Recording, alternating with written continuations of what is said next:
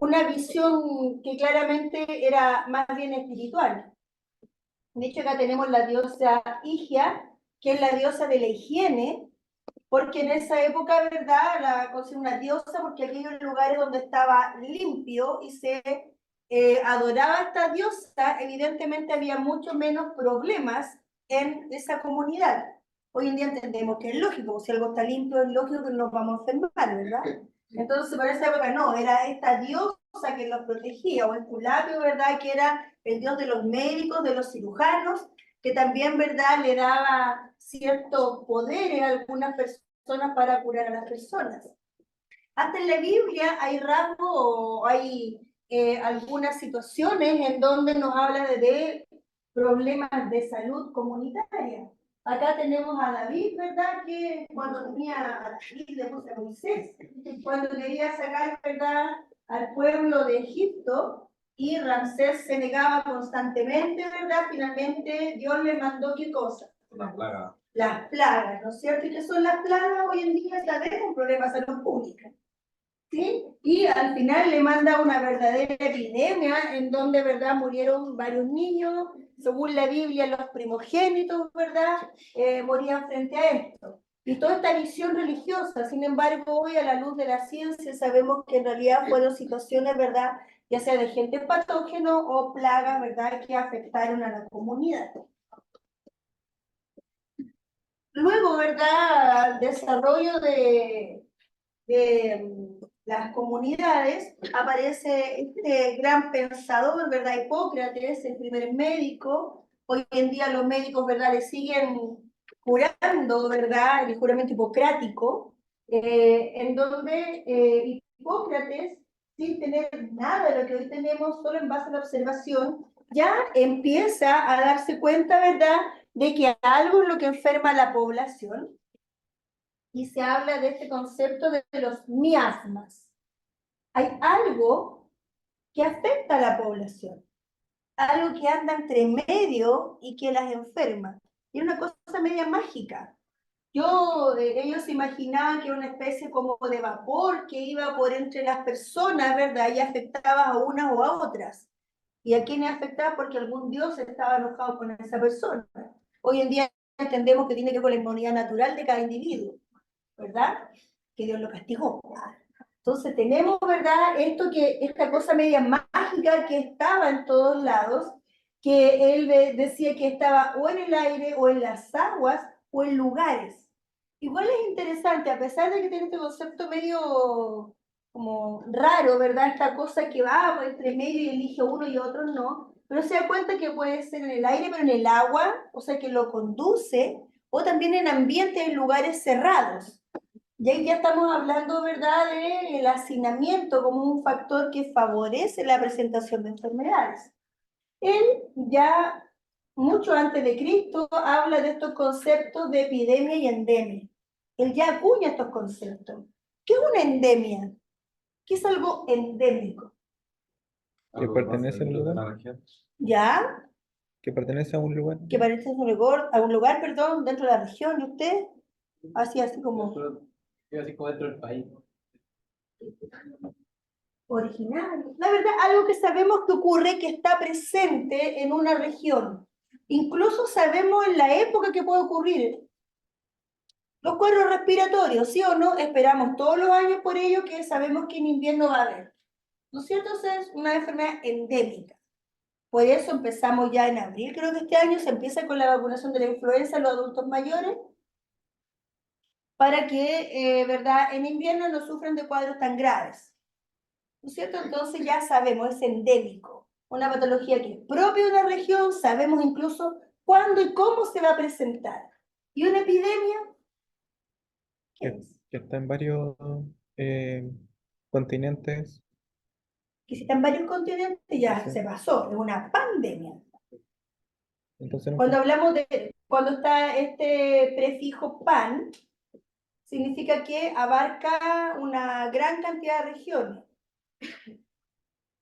Si no, este pan lo aplicamos a algo mundial. Pero tiene que ver un poco con eso, pero no necesariamente que sean distintos continentes. Cuando hablamos de que algo es epidémico,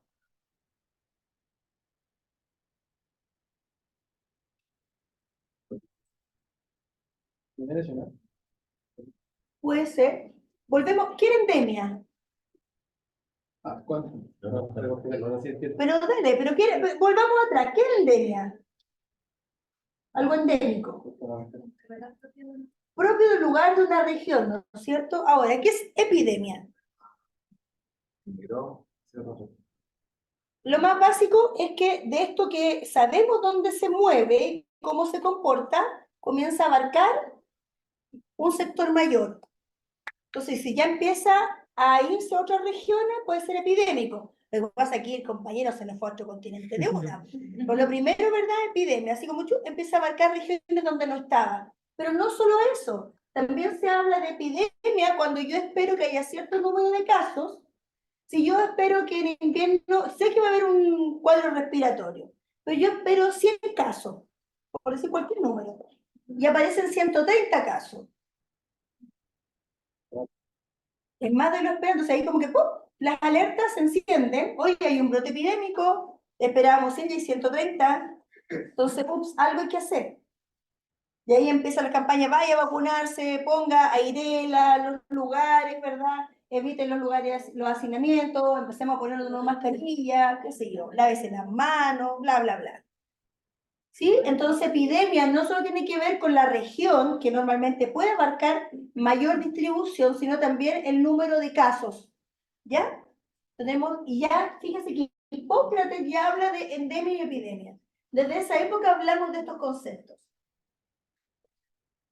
Mucho tiempo después, varios siglos, aparece un médico italiano llamado Francastoro, el cual sigue hablando de los miasmas, de esta cosa mágica que se mueve entre las personas, pero se da cuenta que hay ciertas situaciones que favorecen la enfermedad, como es el contacto directo, como es estar cerca de alguien que tenga una enfermedad, y él empieza a hablar de la contagiosidad, sin tener idea que existe los agentes patógenos, pensar esta cosa mágica nada más. Pero sabían que si una persona lo afectaba y esa persona estaba en contacto con otra, la podía enfermar.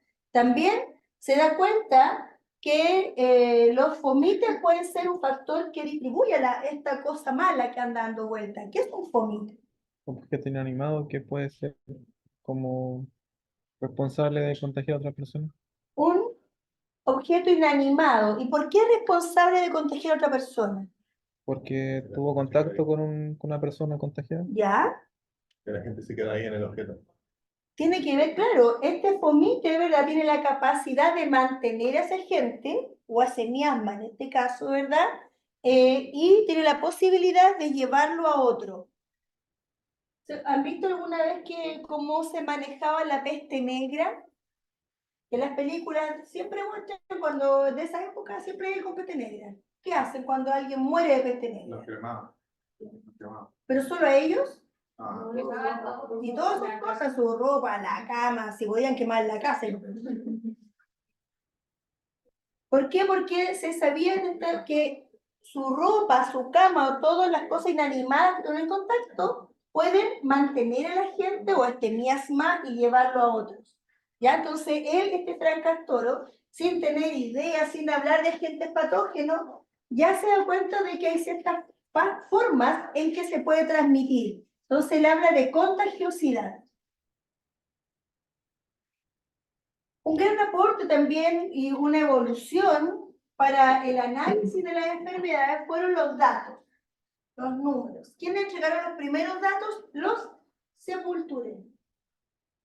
¿Qué datos entregarían los sepultureros? Mortalidad. La muerte, ¿no es cierto? La mortalidad. Entonces, un médico se le ocurrió y empezó a revisar, ¿verdad? En los sepultureros, todos los muertos. Y era un dato bastante fidedigno, porque era un muerto. Es decir, todos los que llegaban ahí, ¿verdad? Daba lo mismo. No había distinción. Todos murieron. Y eventualmente se podía hacer análisis de qué se morían. ¿Ya? Que ahí vamos a ver un caso especial donde analizó muy bien de qué se morían, dónde estaban, qué sé yo. Entonces, el primer dato que se obtuvo en términos demográficos, o sea, de la población, es la mortalidad que entregaron los sepultureros. Los datos de natalidad eran bien poco fidedignos. ¿Por qué creen ustedes que la natalidad costó mucho tenerlo como un dato real? No solo por eso. porque tenían que ocultar a hijos que tenían con otras personas o con mujeres, entonces. Ese es el principal problema. Porque ¿quién llevaba los datos de natalidad? La iglesia, por los bautismos. Estamos hablando de 1800, ¿ah? Pero en esa época, ¿verdad? Y lamentablemente en nuestro país, hasta no hace mucho tiempo, se hablaba de los famosos hijos ilegítimos o naturales. Y la gente los ocultaba. Entonces las poblaciones decían que había 100 personas, tú miras, hay 1000. Algo de... Y no había migración, entonces como, algo raro.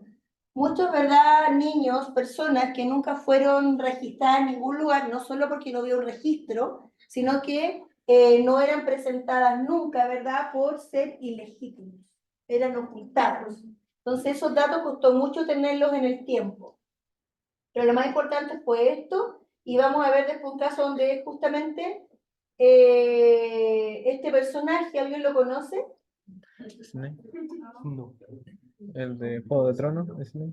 Jon Snow. Snape. Lindo, ¿eh? Igual. Lindo, Jon Snow. Vamos a hablar de Jon Snow, que no es ese, es un médico flaquito, pelado, chico de un brillo, pero muy inteligente, pero también se llama Jon Snow, que él analizó a la población en varios ámbitos, no solo en los enfermos, sino que habló sobre los procesos sociales. Él vivió en la época de la Revolución Industrial en Londres.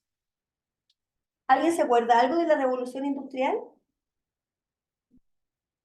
Que se volvían como más fábricas que mano de obra. Claro, comenzó justamente, ¿por qué fue una revolución industrial? ¿Qué generó esa gran revolución? No, la máquina a vapor. Se generó una máquina a vapor y por eso se industrializó todo y se empezó a hacer productos en serie. Eso hizo, ¿verdad?, que se generara una gran cantidad de fábricas con la utilización de gran mano de obra. ¿De dónde vino la mano de obra? Del campo.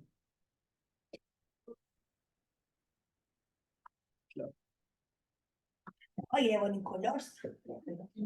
No, la gente en Inglaterra, en Londres, migró de los campos a Londres, porque ahí había pega, había trabajo, supuestamente más fácil que el campo, entonces después se dio cuenta que las condiciones laborales eran bien precarias, así que no era tan bueno, pero todo el mundo partió para allá. ¿Dónde vive la gente cuando llega así del campo a la ciudad? Y no llegaron 3 familias, pues. Se llenó. ¿Dónde viven? En Thomas. En Toma. Generan, ¿verdad?, poblaciones, generan, ¿verdad?, caseríos, que tienen todas las comodidades. Nada, ¿no es cierto? Con suerte, ¿verdad? Un par de murallas, un techito. No tienen agua potable. Estamos pensando hoy día, en esa época menos. Pero no había ningún servicio para eliminar los desechos. Y eso generó un gran problema sanitario en Londres. Entonces se empieza a hacer cargo de procesos sociales, la urbanización, cómo comenzó a crecer Londres y lo precario que eran las nuevas construcciones, los efectos de la industrialización en términos también sanitarios, el smog que se comenzó a generar porque la máquina a vapor funcionaba con carbón, la gente empezó a morir de cuadros respiratorios, la transmisión de enfermedades debido a los hacinamientos, la desnutrición por la gran pobreza existente, porque todo el mundo migró, pero la calidad laboral era muy mala. Entonces los temas sociales fueron muy importantes. ¿Quiénes se enriquecieron? Los burgueses, pero no el proletariado, no la mano de obra. Entonces generó grandes problemas y este médico comenzó a estudiar esto, a darse cuenta cómo estos factores sociales incidían sobre la salud de la población. Y él decía, no tengo idea qué es, pero esto de los miasmas es una locura. Pero es chistoso, los miasmas estaban antes de Cristo y en la Revolución Industrial, que en 1810, 1840, se seguía hablando de los miasmas. O sea, siglos de evolución y no se hablaba de otra cosa. Pero él decía, no puede ser que sea una cosa mágica que enferme a uno y a otro. y él empezó a hablar de la materia mórbida. No tengo idea qué es, pero hay algo que enferma, algo específico que enferma. Entonces, al hablar de la materia mórbida, yo les dejé un documento en el Blackboard, que ahí algunos lo imprimieron, que justamente es todo el análisis de lo que hizo Jon Snow. Ya, al final de la clase le vamos a hacer una revisa rápida y ustedes van a responder 2 preguntillas al respecto. Y ahí vamos a hablar un poquito más de lo que él hizo. A él se le considera el padre de la epidemiología, por todo lo que él hizo, por la forma de observación, para lograr obtener datos frente a un proceso como fue esta epidemia de cólera que hubo en Londres. Después que muriera Jon Snow, que él defendió hasta lo último su materia mórbida, cosa que nadie le creía, comienza la revolución del microscopio, ¿verdad? Y el nacimiento de la microbiología, y aparece Koch, que él habla de los criterios de causalidad. Vamos a tener una clase específica donde vamos a hablar de los postulados de Koch, pero él tiene un gran descubrimiento que es el bacilo de Koch. ¿Alguien sabe lo que es el bacilo de Koch? Se lo tienen que haber dicho, porque eso hasta en el colegio nos pasa. El Mycobacterium tuberculosis es el bacilo de Koch. Él le llamó bacilo, o sea, no le llamaron el bacilo porque él lo descubrió de Koch. Con el tiempo se le da este nombre científico de Mycobacterium tuberculosis. Bueno, Koch, obviamente que ya un microbiólogo comienza a observar estos agentes patógenos y le da la razón a Jon Snow. No eran miasmas. Esta materia mórbida que hablaba Jon Snow eran agentes patógenos, que en este caso pueden ser bacterias. Luego se fue identificando bacterias, hongos, virus, todo lo demás, pero se hablan ya de un agente patógeno, y Koch pasa de esta visión mágico-religiosa a un determinístico unicausal. ¿Qué decía Koch? Que habiendo un agente patógeno hay enfermedad. ¿Eso es real? Hoy, con lo que sabemos, ¿eso es así? Habiendo un agente patógeno, ¿hay enfermedad? No depende del sistema inmune. No, ¿no es cierto? Entonces esto también después pasó al olvido, pero fue un gran avance. Ya una cosa mágica, no era que un Dios se enojó contigo, sino que, ¿verdad?, había un agente patógeno que tenía factores asociados que favorecían la enfermedad. Pero Koch decía, habiendo un agente patógeno, hay enfermedad. Hoy sabemos que no es tan así. Depende del sistema inmune, de la característica individual, del nivel de hacinamiento, de cómo está nuestra nutrición, un montón de cosas. Si tenemos estrés, un montón de otras cosas. Y en el siglo XX se habla de la epidemiología como tal, como una rama propia de la salud pública, que sirve para tomar datos, y se habla de que estos son un todo, van de la mano. Y a pesar de ser una ciencia numérica, también tiene mucho de social. No se puede despegar de los procesos sociales, de las cosas que favorecen las enfermedades. Por lo tanto, ¿verdad?, se tiene que observar en todo el ámbito cuando hacemos un análisis epidemiológico. ¿Ustedes han visto alguna vez se me fue el nombre, al cojo que toma remedio? Doctor House. ¿Lo han visto alguna vez? ¿Han cachado que las mejores enfermedades son zoonosis?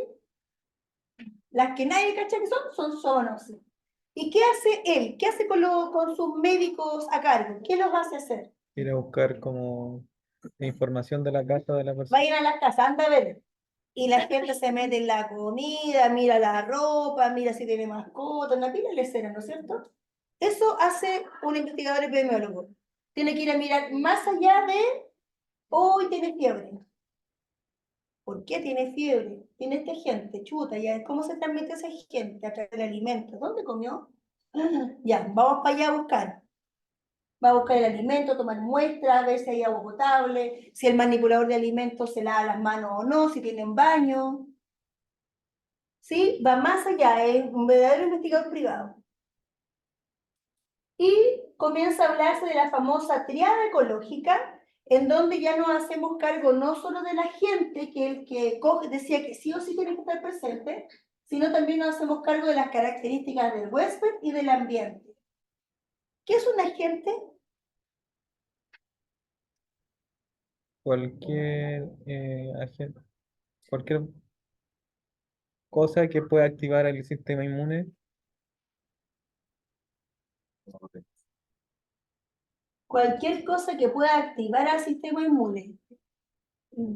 ¿Sí? Sí. ¿Ya? Pero ¿quiénes son los que normalmente activan al sistema inmune? ¿Qué tipo de agentes? ¿Pero cuáles? Virus, bacterias, hongos, los agentes biológicos. Los agentes biológicos que son virus, bacterias, hongos, parásitos, priones, activan el sistema inmunológico. ¿Solo esos agentes patógenos existen? ¿Solo esos agentes? ¿Algún otro agente que genere una enfermedad? Dióxido de carbono. ¿Cómo se llama eso? Químicos. Agentes químicos, perfecto. ¿Algún otro agente? Es que los infecciosos son los biológicos. Los físicos, ¿cómo cuál? ¿Cuáles son los agentes físicos?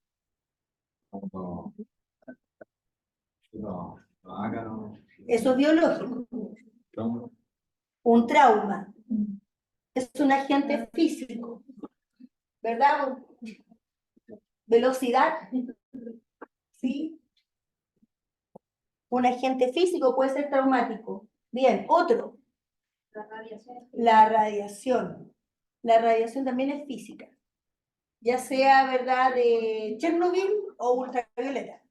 La radiación, ¿verdad? La que podemos sufrir si trabajamos en radiología. ¿Ya? Entonces tenemos diversos agentes. ¿Por qué lo hago recordarle otro tipo de agentes? Porque siempre se quedan solo con los biológicos y se olvidan de los otros, de los químicos y los físicos. ¿Qué es un huésped?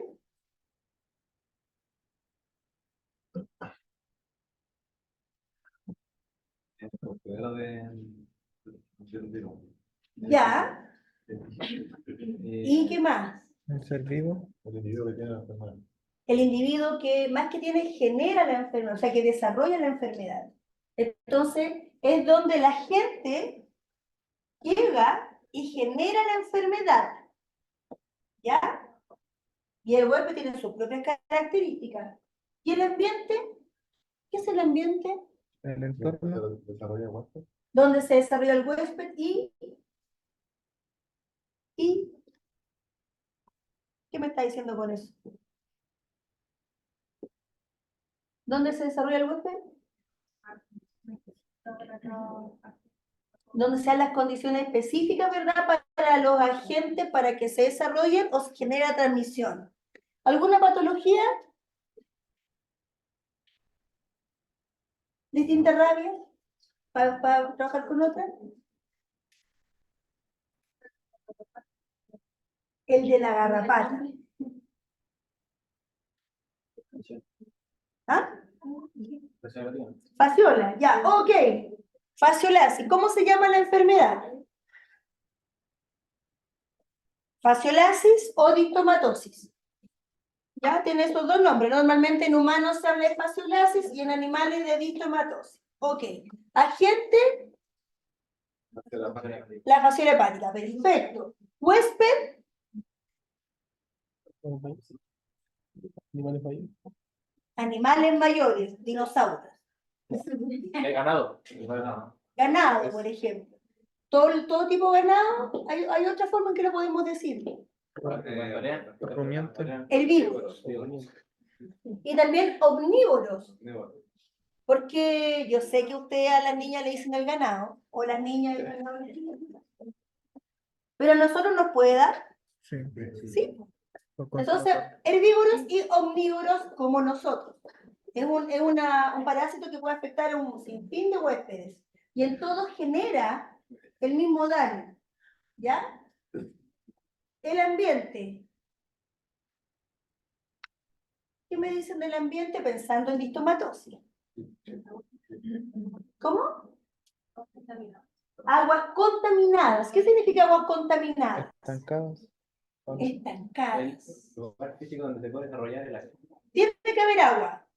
pero ni contaminada ni estancada, porque un agua estancada y contaminada tiene mala oxigenación. ¿Y quién tiene que vivir en el agua? La fasciola, ¿y quién más? Oh, el caracol. El caracol. Por eso siempre uno dice fasciola agua estancada. No, no es estancada, pero sí de lento curso. Pero tiene que ser oxigenada, si no el caracol se muere. ¿Ya? Tiene que estar el huésped intermediario, que es el caracol. Entonces en el ambiente tengo un caracol, tengo agua. ¿Qué más? ¿Qué otra cosa confluye para que se genere la distomatosis? El pasto que crece al lado del... El pasto que crece alrededor de esta agua con bajo curso. ¿No es cierto? ¿Por qué? ¿Tiene alguna relevancia ese pasto que crece a la orilla de esa agüita? ¿Y, ¿Y qué tiene que la pobre vaquita se coma ese pastito? Que termine de desarrollarse y Traspasa. ¿Cómo? Hasta los Porque huesos. ¿cuál es el estado infectante de la fasciola?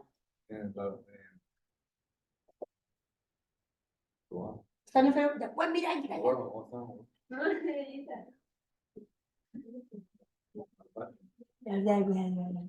Ya, pues alguien más que busque ahí el carne. Todos tienen enfermedades parasitarias, creo. ¿Cuál es el estado infectante de la fasciola? planta cercaria. ¿No? ¿Cuál? No, si no está mal, díganse. Menta cercana. La meta cercaria, ahora con seguridad como que usted lo sabe. Planta cercaria. Bien, excelentemente. Lo encontró ahí en su archivo, ¿no es cierto? La meta cercaria. Y ahí, lección para todos nosotros, chiquillos, tenemos que recordarnos la enfermedad parasitaria y sus ciclos. Porque justamente ya sé la gente, sé el huésped y sé el ambiente que en el caso de la fasciola tiene mucho que decir. Porque necesito agua, necesito el huésped intermediado que es el caracol, necesito los pastitos donde están las metas cercarias. ¿Qué más puedo hablar del ambiente? Las fecas que quedan en el campo, ¿verdad? Del herbívoro que fue eliminando los huevos de la fasciola. Entonces son varias cosas que confluyen. ¿Para qué me sirve reconocer la triada? Perfecto. Pensando que ya algo sabemos de fasciola, ¿cómo controlamos? ¿Cómo evito? Espérate, lo primero. ¿Cómo evito que la gente llegue al huésped? Limpiando el ambiente. ¿Cómo lo va a hacer? Bien. Pensándolo poco en lo que dijimos, ¿qué ideas locas se te ocurren para limpiar el ambiente? Con cloro. Se Práctico. Se puede hacer, pero es poco práctico. ¿Eh? se alejan a las vacas o que no pastoren cerca del canal del agua y el agua se tiene que poner como con cemento para que no genere los caracoles, no se peguen. Ya, bien. Ahí tenemos, ¿verdad? Alejar los animales de este curso de agua. ¿Qué más se puede hacer? El canal para que los caracoles no se desarrollen. Perfecto, ¿qué más? A lo mejor darle mayor curso, mayor flujo para que no vaya tan lento. Cortar el pasto que crece alrededor de esta agua. Perfecto. ¿Qué más se puede hacer? Es que en este caso no sirve la fumigación, porque no es un insecto. ¿Ah? Aislamiento ¿Aislamiento de qué? ¿De quién? de los agentes infectados. De los agentes No, perdón, o sea, de las vacas que están con afectadas. eso. ¿No? No. Sí, sí se puede hacer, pero hay otra cosa que es más mejor que eso. Antiparasitario. Desparasitar. Desparasitamos al huésped. ¿Qué más podemos hacer? Recoger las fecas. Obviamente en un campo enorme estáis perdida. Pero podríamos eventualmente, si el campo es pequeño, hacer formas de manejo ambiental que son bastante básicas. Cortar el pastito, cercar el agua, evitar que vayan hacia allá, desparasitar. Si yo conozco la triada, voy a saber cómo actuar.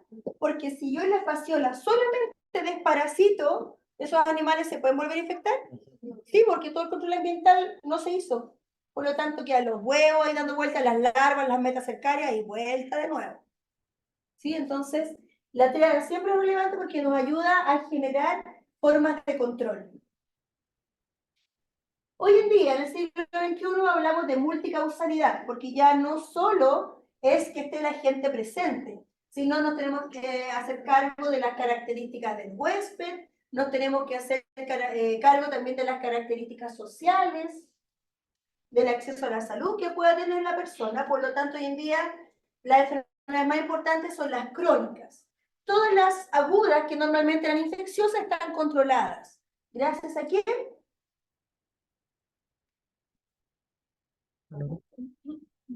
Los médicos veterinarios y las vacunas. Sí.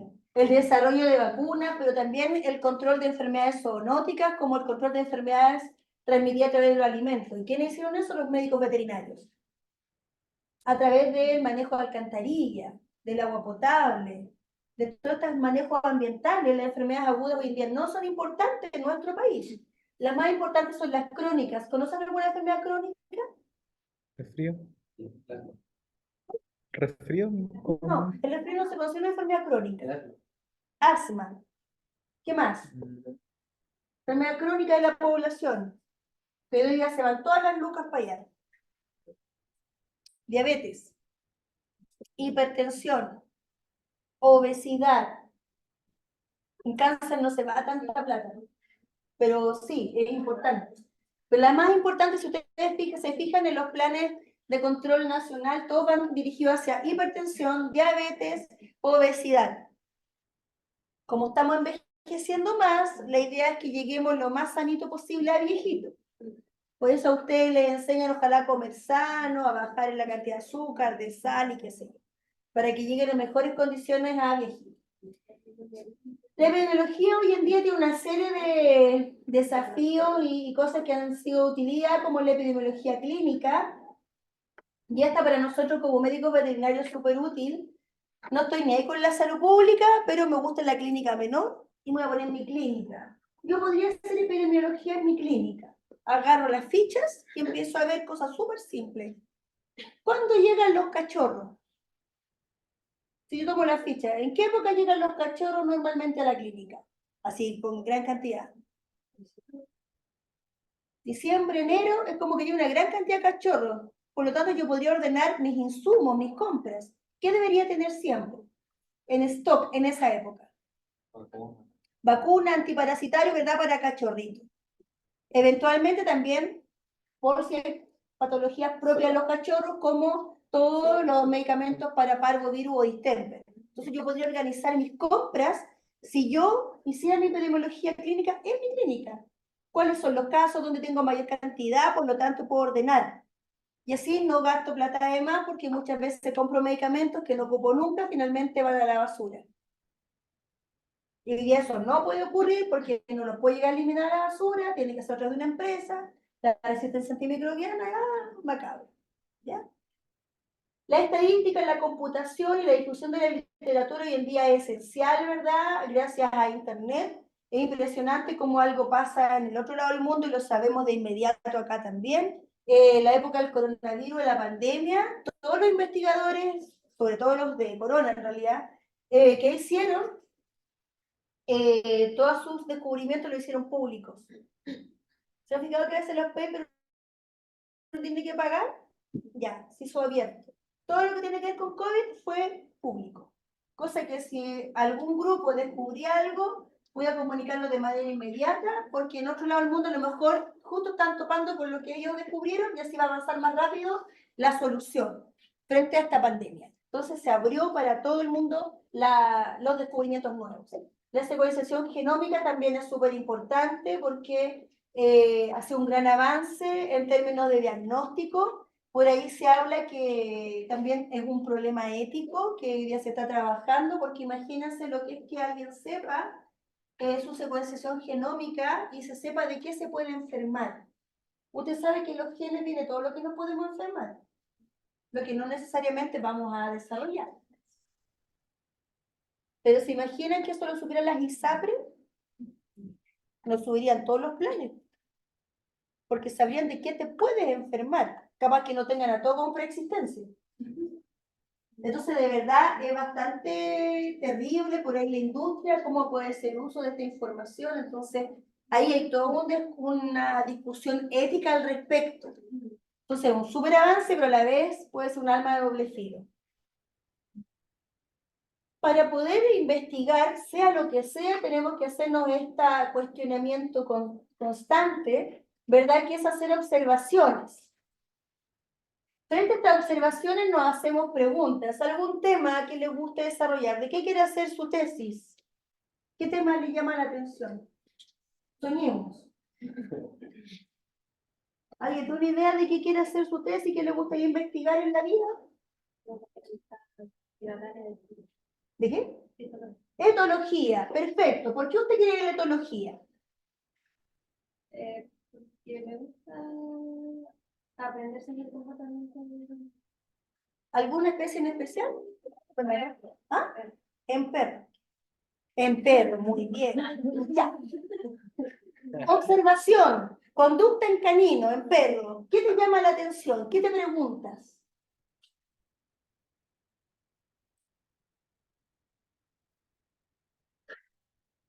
¿Alguien se le ocurre algo? ¿Etología en perros? ¿Conducta canina? ¿Algo que les llama la atención? ¿Que les gustaría investigar? ¿Ah?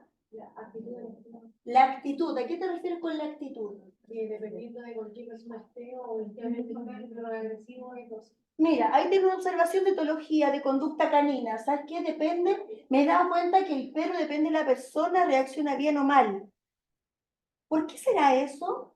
¿Cuál es una posible hipótesis? Que es mala persona. El trato tal. Pero por algo hay, ¿no es cierto? Esa persona que tendrá algún olor especial, algo que hace que el perro se siente inseguro. Me hago pregunta, hago un experimento, a lo mejor junto a gente de distintos tipos, luego que veo cuáles reacciona mal, cuáles bien, y después vemos condiciones a gente que reacciona mal, a lo mejor hay algo en común, no sé. Busco alguna forma de encontrar una respuesta a mi pregunta. Chuta, descubrí que la gente con la que mi perro es agresivo usa Chanel número 5. Un perfume que le desagrada. La tontera estoy diciendo, pero descubrí algo, lo publico, ¡wow! Oye, ¿cachaste? Descubrieron que la gente que ocupa Chanel, los perros le tienen mala. ¡Oh! ¿Y por qué? ¿Qué tiene Chanel? Ay, a lo mejor tiene algo, no sé, una hormona, tiene un químico, tiene algo que estimula a los perros. Vamos a buscar ahí, a desagregar. Me hago nuevas preguntas y seguimos aprendiendo. Conclusión, no ocupen Chanel. Ah. ¿Sí? Cualquier cosa, usted puede hacer esto, entonces no te dé miedo que, no sé, no sé. La cosa más loca que se te ocurra la podemos ir desagregando. Y siempre vamos a ir aprendiendo. ¿A alguien le gusta estudiar acá? ¿A alguien no le gusta estudiar acá? O sea, ni uno ni el otro. A estos dos. Se aman ya los cachitos. Los tengo una muy mala noticia, pues chiquillos. En medicina veterinaria, en realidad, el día en todo, tenemos que estudiar todos los días. La gracia es que cuando usted se titule va a estudiar solo lo que le gusta. Esa es una gracia. Y se va a poner perno. Ah, le voy a decir su futuro. Uno se pone cada vez más perno. Cuando ya se titula y te empiezan a gustar las cosas que tú, no quiero seguir estudiando, y después, ay, ¿y si hago un diplomado? Si hago esto y empezáis con la tontera. Igual es entretenido porque cuando tú sales y te dedicas a esa cosa que te llama, que te gusta, que te estimula, es rico estudiar. ¿Sí? Como la epidemiología. ¿Sí? No, da lo mismo, lo que usted quiera. Entonces, esto va a ser una espiral constante. Siempre tenemos que estar estudiando. Cuando ustedes quieran aprender de algo, o perdón, una tesis, por ejemplo, cuando lleguen a quinto, y les gusta la etología canina, estudie etología canina todos los días, no todos los días quizás, pero cada cierto tiempo busque lectura de etología canina y de pronto te vas dando cuenta que hay cosas que no están estudiadas. Y tú te haces preguntas, ¿y por qué esto no pasa en canino? ¿Por qué esto no? Y puedes hacer tu tesis sobre eso. Y vamos trabajándolo. ¿Ven? Se puede. Entonces sueñen en grande, busquemos cosas que podemos hacer. ¿Qué hacemos entonces con todo esto que descubrimos? Obviamente intervenir.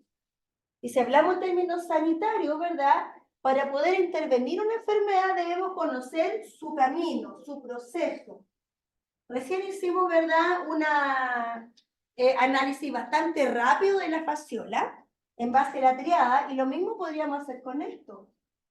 Aunque la fasciola aquí no hay solución espontánea. Pero cualquier enfermedad, ¿verdad?, primero ataca a una persona que está en completa, o un individuo que está en completa salud. ¿Qué es salud? ¿Qué es estar saludable?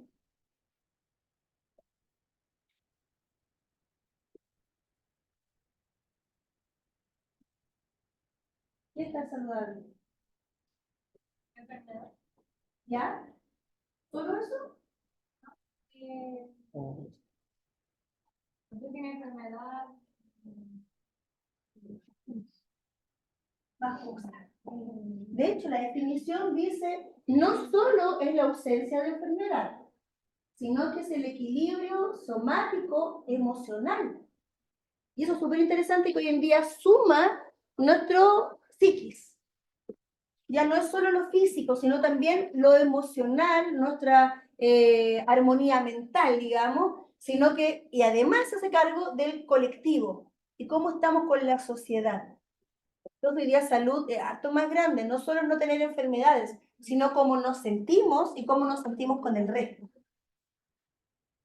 Si yo les digo, voy a armar grupos de trabajo y los voy a armar yo, ¿qué pasa? La mitad del curso cae en colapso. ¡Ay, que a mí me gusta trabajar con ella! Y eso es un malestar colectivo, social, que finalmente lo puede estresar en demasía. ¿Sí? Entonces también salud se hace cargo de eso. Bien, cualquier enfermedad, claro, la más fácil de entender, es una gripe, un resfrío cualquiera. Aquí me estoy sintiendo mal, ¿verdad? Y su compañerito se va a resfriar. Pobrecito. Pero puede que tenga una solución espontánea porque un hombre joven, no come el sistema inmunitario, ¿ya? Entonces él, la verdad, va a estar 2 días a sentir más o menos, pues va a estar bien. Espontáneo. Como yo soy más viejita, mis moquitos fueron avanzando y el tecito con miel no me sirve y necesito hacerme ver. Voy al médico. Y el médico me da un tratamiento que eventualmente va a ser efectivo y vuelvo a mi estado de salud. 100%. Pero sabes que a lo mejor no me hizo también, no me dio antibiótico, me dio verdad antibiótico y mis moquitos ya no solo eran blanquitos, sino que se fueron haciendo amarillitos, hasta verde. Me tomó el pecho, ¿sí? Entonces me duele, me cuesta respirar, entonces ya el tratamiento no fue efectivo, necesito rehabilitación, que en este caso puede ser un kine, o me cambia el tratamiento más un kine que me ayuda a eliminar las flemas, y todo eso sí fue efectivo y bien, volví a mi estado de salud. O puede que tampoco haya servido y me morí. Bueno, cualquier enfermedad puede ser esto, chiquillos. La que se le ocurra puede del estado de salud pasar por una enfermedad clínica, generarnos un grado de discapacidad y generar la muerte finalmente si no intervenimos de manera oportuna y efectiva. Y para esto tenemos que conocerlas. Para esto sirve las enfermedades parasitarias, sirve microbiología, sirve enfermedades infecciosas, sirve epidemiología, para saber cómo se comportan en los individuos, y al saber eso vamos a poder intervenir de manera efectiva. ¿Alguna duda con respecto a esto? Bien, niños, en el Blackboard hay un paper que algunos tienen ahí. Tenemos unos minutillos de una lectura rápida y me responden esas dos cositas que están ahí enunciadas. Por favor.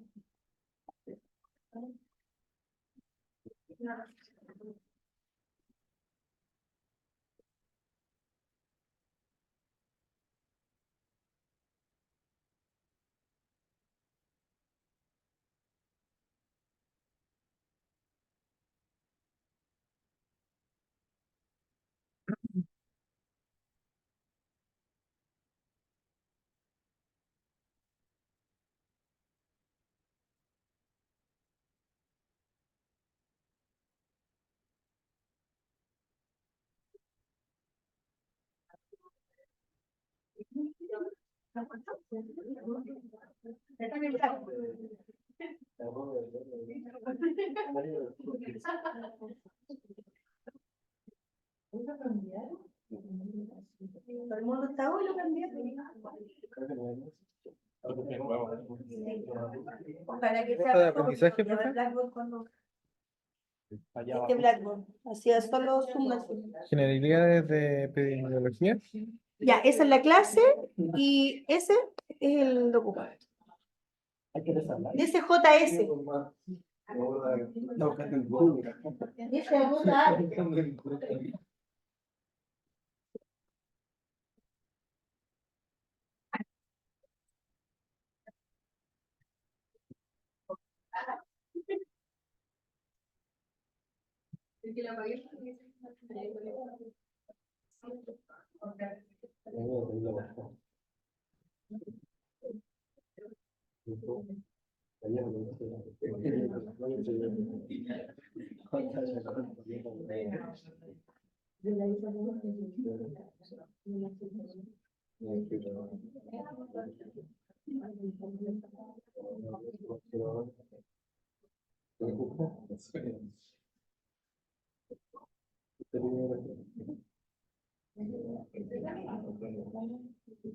Carvajal, Casas,